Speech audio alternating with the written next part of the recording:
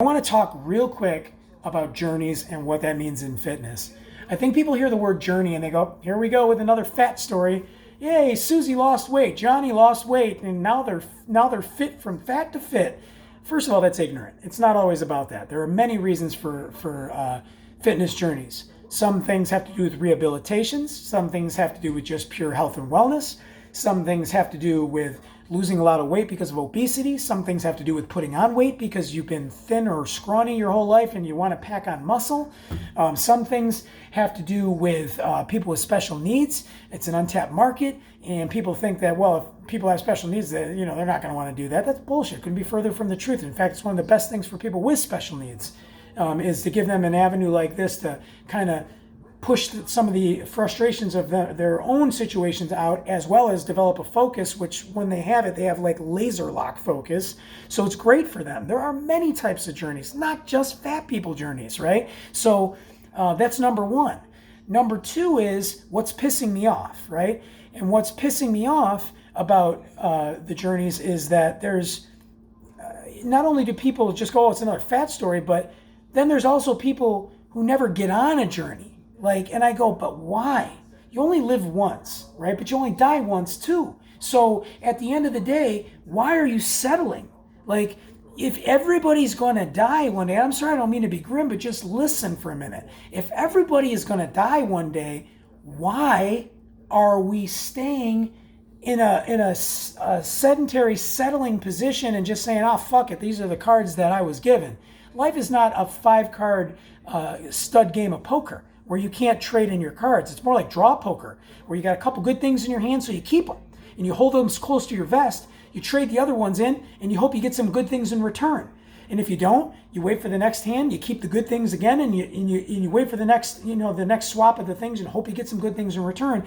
And each time that action comes around to you at the poker game of life at the table, you eventually have to make a move. And one of those times, the more and more you play those hands and make those exchanges and hold those good things close to vest, and upgrade that hand, eventually you're going to be winning. So get on that journey, because if you're not on it, it's kind of like you're missing out on so much. The endorphins, the moods, the physiological changes to your body, okay? The empowerment of achieving great goals like that, and setting goals and feeling what it means to be accomplished, okay? It will greatly enhance your quality of life, as well as greatly enhance the way that you handle life for the rest of your life. So what pisses me off is when people don't go on the journey, and I go, well, why? And this is where my brain has to kind of group things or compartmentalize, and also narrow things down to a lowest common denominator. So in other words, once I get things in my mind into groups, that's not enough. There's more layers to this onion. There's more licks to the lollipop, to the Tootsie Pop, right? To get to that Tootsie center. So in other words, getting them to the group is just part one of it. The other part is stripping down those layers and finding out what the real root of the problem is. And what that root of the problem is people know death is coming, so they either fight it, don't know what to do about it, or they settle and accept it and say, fuck it, it is what it is. And if it's good, it's good. And if it's bad, it's bad. Well, the fighters will live longer. They'll fight off the diseases of humanity longer. They will not have the cardiovascular, the pulmonary, the kidney diseases, the osteoporosis, the cancers. They won't have it as much. It doesn't mean that they can't get it, but they're going to fight it off a lot more than you who don't choose to do that.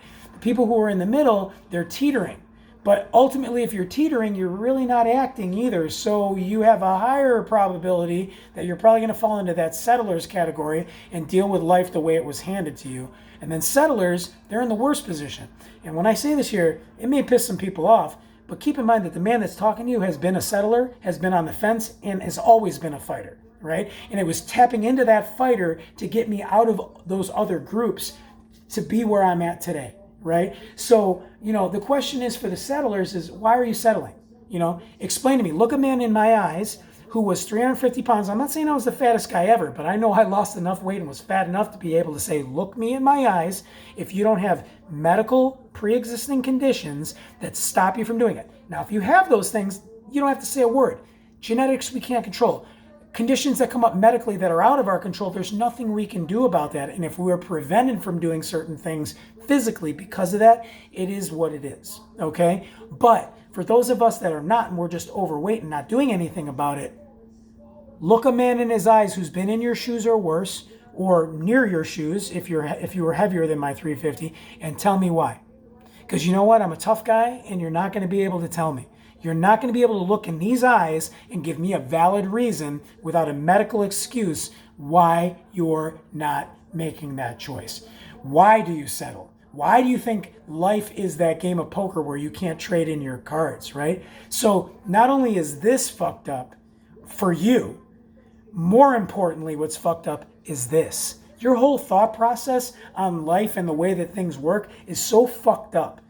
You need to unfuck your brain, stop thinking about life like it's a 5-card stud poker game, and realize it's more of a draw poker game where you can make changes and choices and decisions that will ultimately have a benefit for your life in terms of the things you can do. And I promise you, as you get older, the people that are the fighters, they'll fight off all those diseases. The people that are settlers, they're going to have a choice to either move into that fighter group or accept that they're a settler. And the settlers, they've already predispositioned themselves to accept, I'm going to get these things. Not only are they going to happen, they're going to compound, and it is what it is. And if I live, I live, and if I die, I die.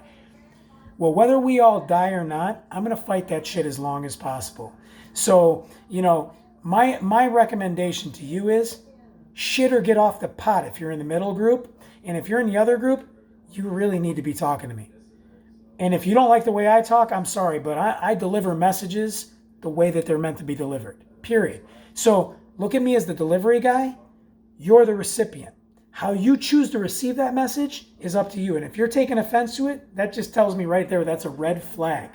And, especially if you hear it and you go, man, he's really pissing me off, but I know he's right. That's another kind of red flag that says this is time for you to act, because not only does it make you angry because you know I'm right, but you also know you need to do something about it in the same breath. That person needs to get on the phone or needs to contact me and get out of that settler group. Even if that means we move you to the on the fence group, right? We're making progress. And then for the people that are on the fence, you also should be talking to me, because it's not like a 50-50 split. It's not like, well, you could live life without the good or with the good things, or you could go down, hell in a handbag the other way, 50-50. No. If you're already sitting on the fence, like I said, you're not being active, so more than likely you have a higher probability of falling into the settling group than you do the fighter group. And it's even more critical, I think, for you to talk to me too, because you need somebody to pull you over the fence, right? I'm the guy on the other side of the wall ready to yank you over, right? So we can break into fitness and get you out of fatness, or get you from, thin and get you muscular kind of thing, or whatever, or get you to the next level of athleticism, right? So that to me is the lowest common denominator, though. It really is. It's just, people just either fight, don't know what to do when it comes to death. So you're either fighting death, don't know what to do, or you're just settling and accepting. Group B and C, they're both bad places, people. Group A is an amazing place, but it's also a place that I want to make it sound so simple, because once you're a fighter, now you still have to fight to stay in that group, because there's injuries, exhaustion, all these things that are going to pull back from you, that are going to pull you away from wanting to continue down that path. And you're going to have to find a way to fight that battle too. So bottom line is, this is why I'm here. If you guys need anything, obviously reach out to me, but I needed to touch on those things, especially because in the morning, I'm going with my second son, Nicholas, to work out with him in the gym for the first time. Now, he's been doing this on his own for like 6 months, and he's starting to develop the delts, the biceps. He's getting the lines, the striations. He's getting all that. He's getting the pecs. He's getting the seams, the V-tapers. He's getting the obliques. He's just really starting to shape up. And I don't push this kind of shit on my kids. So to see him doing that is not only amazing and inspiring to me, but it also proves to me that it can be something that comes within somebody. And not only does it come from within somebody, I am lucky enough to be able there to see it with my own eyes and witness it. And this is the reason why I got in this business, because in spreading my journey, it's like an addiction where I want to watch you go on yours. I want to help you get on yours. So, if you guys are struggling with these things, reach out and talk to me. Let's do something about it, and let's stop settling. Okay, let's stop, sitting on the fence. Let's find that fighter inside of you, as I've said in other videos, and let's lock in on that. You guys have an awesome night. It just was really itching and like bugging the shit out of me. Like I just had to say something. So if I offended you, I apologize. And if I didn't, I hope that you guys got something really good out of this. Okay, take care, deuces.